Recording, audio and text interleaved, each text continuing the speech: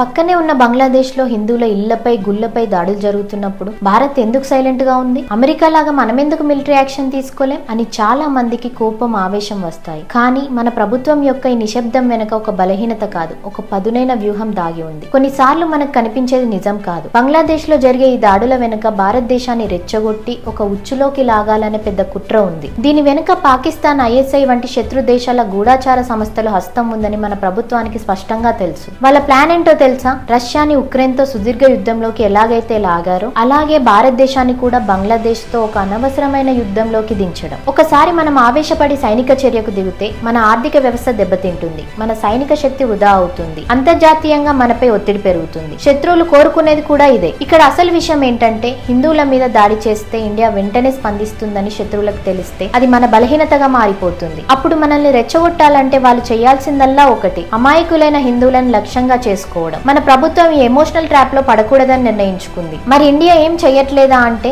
అది మన అమాయకత్వమే అవుతుంది. మన ప్రభుత్వం చేసేది క్లోజ్డ్ డోర్ డిప్లొమసీ, అంటే బయటకు కనిపించకుండా తెర వెనుక తన పని తాను చేసుకపోతుంది. దౌత్యపరమైన ఒత్తిడి ద్వారా, రహస్య ఆపరేషన్ల ద్వారా బంగ్లాదేశ్ ప్రభుత్వంపై ఒత్తిడి తెచ్చి అక్కడ హిందువులకు రక్షణ కల్పిస్తుంది. ప్రతి సమస్యకి సైనిక చర్య సమాధానం కాదు. కొన్నిసార్లు నిశ్శబ్దంగా ఉండడమే అతిపెద్ద బలమవుతుంది. ఆవేశంతో కాదు, ఆలోచనతో కొట్టాలి. మోదీ అండ్ జయశంకర్ అనుసరిస్తున్న ఈ సైలెంట్ డిప్లొమసీ సరైనదే అంటారా? మీ అభిప్రాయాన్ని కమెంట్స్ లో చెప్పండి.